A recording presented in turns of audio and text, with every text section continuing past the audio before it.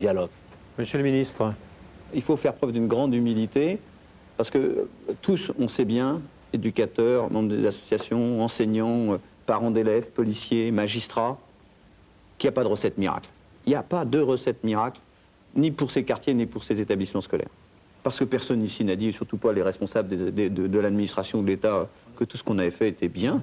On a fait des erreurs comme tout le monde. Bien sûr. Et donc, il faut qu'on ait cette capacité d'autocritique, et puis il faut qu'on ait ce respect de l'autre, cette capacité d'écouter, de dialoguer.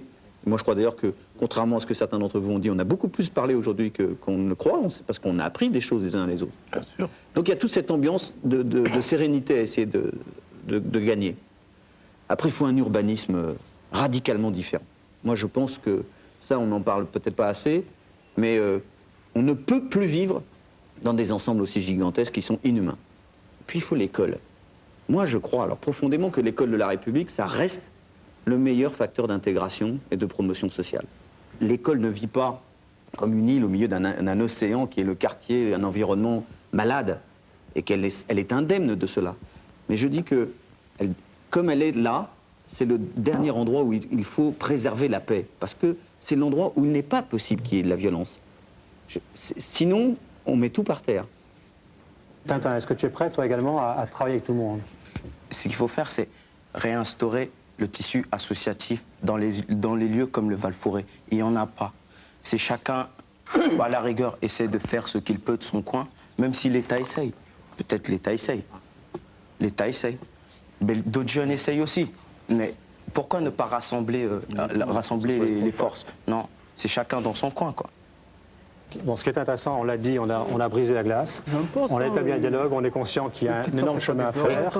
Chacun a fait, non pas un mea culpa, mais a pris conscience que les choses évoluent, que les mentalités évoluent. Ce que j'aurais fait, Madame Le Bars, on va terminer avec vous, puisqu'on est dans l'école, le problème de la violence dans l'école. J'aimerais savoir quel serait, puisqu'on débute l'année, quel serait votre message aux élèves qu'on considère comme difficiles? Je l'ai dit au début de l'émission, j'insiste, le respect de l'autre, qu'ils respectent les autres, ils se respecteront eux-mêmes, et de notre part, ils ont le respect. Moi, je respecte mes élèves, je les ai toujours respectés, et le dialogue est déjà bien commencé à Chénier. Si les élèves ont commencé à le comprendre, ceux qui sont derrière le prouvent. Ils savent très bien que s'ils se comportent correctement avec nous, ils obtiennent des tas de choses et des tas de choses intéressantes et qu'on est là pour les aider. C'est une histoire de respect de l'autre. Qu'est-ce que vous avez comme message à vos enseignants? À mes enseignants, je les remercie d'abord et je leur rends hommage parce qu'ils font du très bon travail, même si quelquefois ils sont épuisés, même si quelquefois ils craquent, il y a des fois où c'est normal. Mais je tiens là à leur dire merci à tous ceux qui travaillent avec moi et aux autres. Et quel serait votre message aux parents? D'être plus vigilants, de nous aider davantage, de nous écouter davantage, de venir nous voir davantage, de venir nous voir. Est-ce que vous êtes heureuse, finalement, au Val-Fouré? Écoutez, si je suis venue au Val-Fouré, je ne suis pas venue contre mon gré quand même. C'est tout. Donc vous resterez. Vous ne serez pas venu. Voilà. Donc ces jeunes qui sont venus également vont rester. Donc vous êtes appelés les uns et les autres à vivre ensemble. Chacun a fait un petit peu son mea culpa. Chacun en tout cas a écouté l'autre, même si parfois c'était très très violent. Et je pense que ce genre de situation, vous la connaissez, vous l'affrontez pratiquement tous les jours. Je pense que, en tout cas, cette année, maintenant, va partir, j'espère, sur la base d'un dialogue, puisqu'on a montré à la télévision à tous ces jeunes que le dialogue est possible, y compris entre un flic et ces jeunes des banlieues difficiles où il y a eu des très graves incidents. Alors, je vous propose maintenant, puisque ces jeunes appartiennent à un groupe de rap qui s'appelle le STK, ils ont écrit une chanson sur l'école, donc preuve qu'ils sont motivés par l'école et que l'école leur pose problème. Je vous propose que nous écoutions cette chanson sur l'école, leur école, peut-être maintenant ont-ils une autre vision de l'école. Quant à nous, nous nous retrouvons dans un mois pour un autre mea culpa.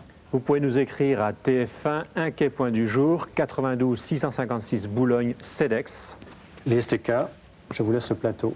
Merci.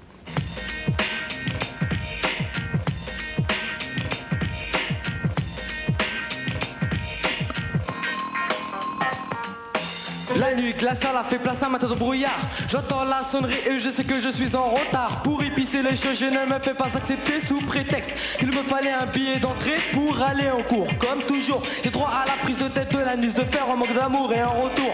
Le prof décide de faire de l'humour, il me vanne, mais cette fois-ci c'était à mon tour. Je lui répondis que s'il n'était pas content qu'il aille voir sa femme à la claire se faire baiser par des gitans. Il l'a mal pris et m'a exclu pour l'heure.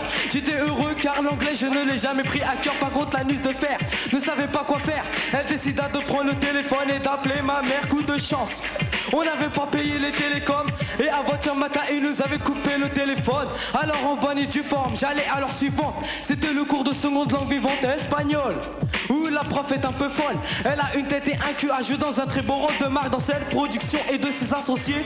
Tout ça pour vous dire qu'elle a un corps à se faire baiser. Puis doucement j'attendais le temps qui passe et je décidais de demander leur amour voisin d'en face. Elle me répondit Tu t'es levé de mauvais pied ou quoi?